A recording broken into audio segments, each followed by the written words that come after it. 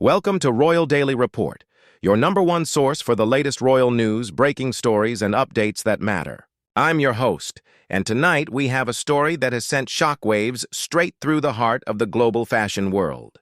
Meghan Markle has been banned, and this time it's serious. According to sources speaking directly to Royal Daily Report, Dior will not dress Meghan Markle.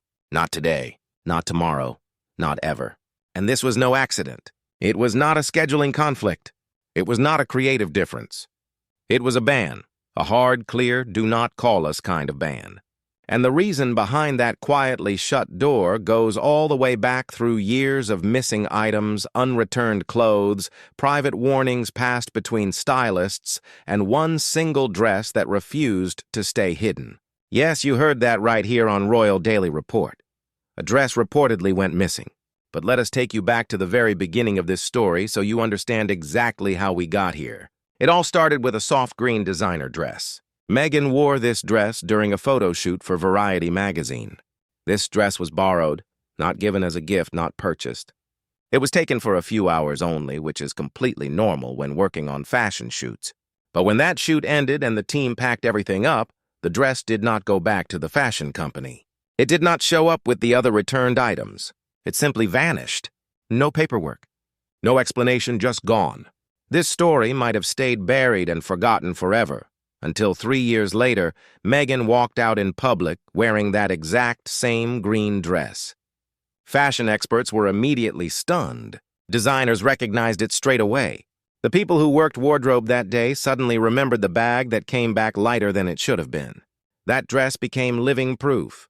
Real evidence of a rumor that had quietly circulated for years, but was now suddenly, undeniably real. A small moment from years ago exploded into the spotlight, and the entire fashion industry was forced to look again at every uncomfortable story they had chosen to ignore. It was no longer just a dress. It was the beginning of something much bigger. Once that green dress appeared again in public, people who had stayed silent started connecting their own memories. The gowns that went missing after photo shoots, the items that were borrowed but never returned, the wardrobe assistants who noticed pieces disappearing from clothing racks, the stylists who quietly stopped offering their most valuable pieces for loan, the brand managers who stopped answering calls from her team. None of these incidents seemed large enough on their own. A missing necklace here, a pair of shoes that never came back, a dress that disappeared after an event. But when you put them all together, they painted a picture that nobody wanted to see. Designers became nervous. Assistants started warning each other quietly. Some clothing brands began making small private notes in internal records.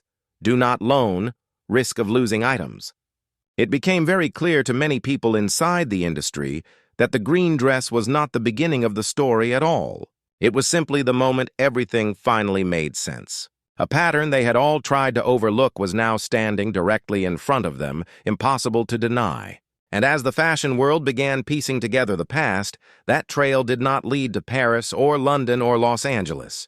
It led somewhere much earlier, somewhere far from royal palaces and luxury fashion shows. It led straight back to Toronto. Before the palace gates, before the news headlines and the documentaries, before the million-dollar wardrobe budgets, there was a simple commercial photo shoot in Toronto. No red carpets, no worldwide cameras, just a basic set for Reitmans, a clothing brand Meghan worked with early in her career. People who were there that day still clearly remember how she walked in. Confident, friendly, charming, exactly the kind of person who lights up a room without even trying. The shoot itself ran smoothly. Cameras flashed. Outfits were swapped. Assistants moved quickly between clothing racks. It was the kind of busy, ordinary day that fashion teams rarely remember, because nothing dramatic usually happens. But something did happen that day. Not loudly, not right away. Only when the shoot finished and the team began checking items back in did things start to feel wrong. A few dresses were not where they were supposed to be. A group of clothing pieces seemed to be missing. And one very specific pair, Aquazzura. Very Matilda heels, the exact pair Meghan had worn during the shoot, were nowhere to be found. At first, nobody assumed the worst. Mistakes happen all the time on busy sets. Assistants pack too quickly. Items get mixed up with personal bags. Wardrobe pieces accidentally leave with the wrong person. It happens, so the team let it go. Until months later, the entire world watched as Meghan Markle appeared for her royal engagement announcement, smiling, glowing, stepping into the biggest chapter of her life. But fashion insiders noticed something else. On her feet were those same aquazzurra heels, the missing ones. When the question was raised quietly behind the scenes, Meghan reportedly offered a simple explanation.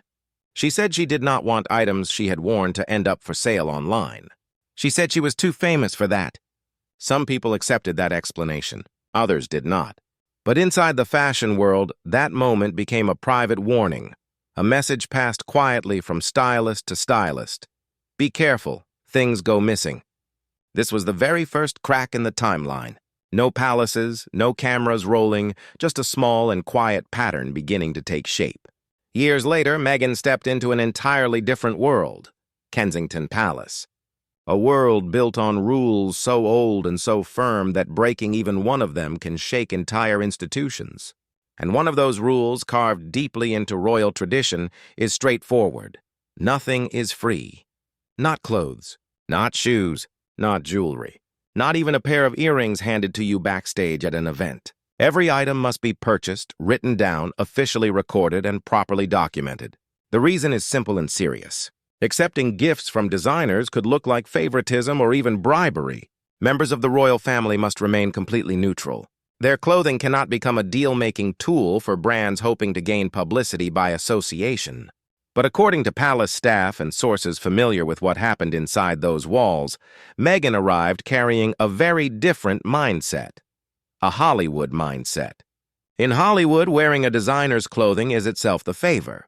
Being seen in a gown is considered payment enough. Brands compete heavily just for the chance to dress a major star. But that system simply does not exist inside the royal family. When assistants explained the rules clearly, they expected perhaps some surprise or confusion. Instead, they reportedly met with frustration. Meghan reportedly pushed back, saying exceptions had been made for her before and more could certainly be made again. The palace saw it very differently. To them, it was not personal at all. It was simply the rules. To her, according to insiders, those rules felt old, unnecessary, and limiting. And as the requests for gifted clothing continued to come in, palace staff began to grow genuinely concerned. It was not the money they worried about most. It was the direct clash between centuries of royal structure and the habits Meghan had carried with her from the entertainment world.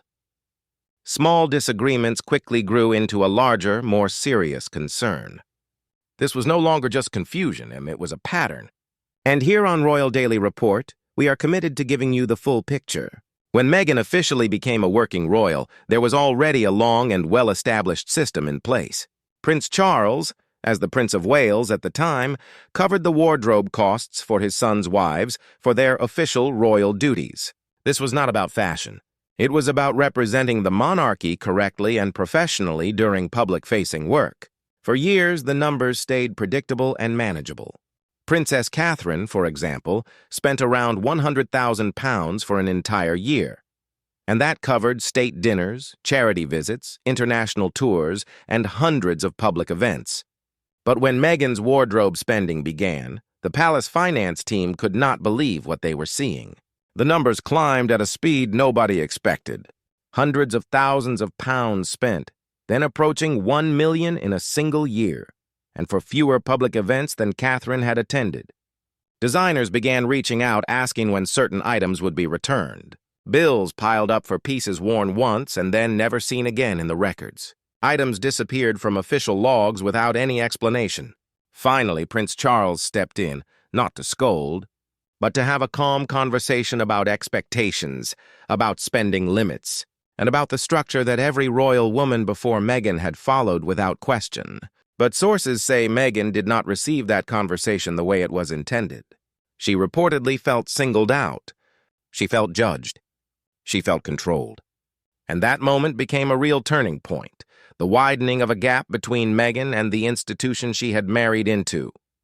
What began as a wardrobe issue had become a deeply personal one. A misunderstanding had become a genuine break. And while the palace struggled with these tensions behind closed doors, the fashion world outside was quietly making its own decisions.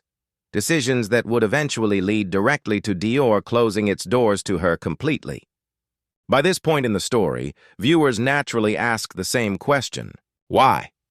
Why would someone with a multi-million-dollar home, global fame, and major media deals risk their reputation over clothing? Why not simply purchase the pieces? Why leave with items that were never hers to keep? Sources who have watched this pattern closely say the answer is not about money at all. It is about mindset. Hollywood runs like a completely different world.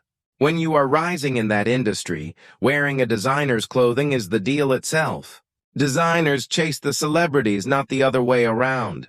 If something is returned late, nobody complains.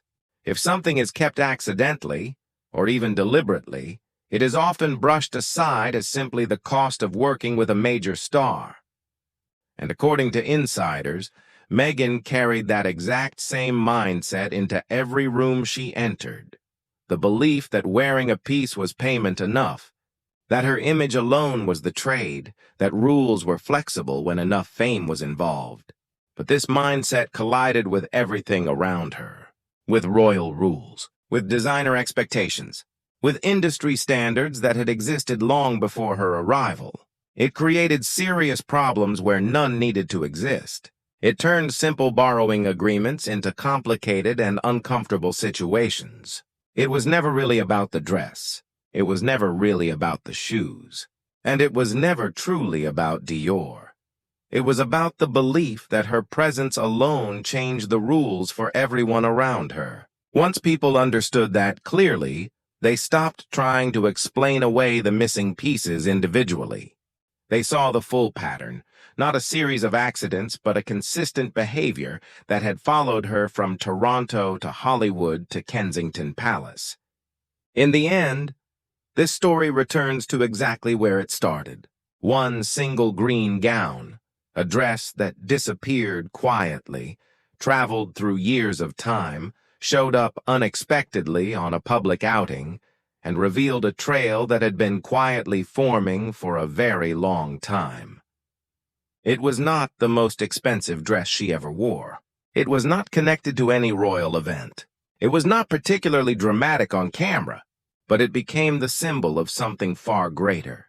It became the moment the fashion world could no longer pretend that the whispers were just whispers. And when Dior made its quiet and final decision, the entire industry understood exactly what it meant. A door had been closed, not with anger, but with absolute finality. Because in luxury fashion, silence speaks far louder than any newspaper headline. A house like Dior does not walk away unless it firmly believes the story happening behind the scenes is far heavier than any glamour visible on the surface. Today, that green dress still sits at the center of this conversation like a clue in a mystery that simply refuses to fade. It connects the Toronto set to the palace hallways. It connects missing wardrobe samples to million-pound budgets. It connects Hollywood habits to royal walls that could not bend, no matter the pressure applied. It is the single thread that pulls the entire story together. And even now, inside fashion studios, private showrooms, and quiet industry offices around the world, people are still talking about that moment.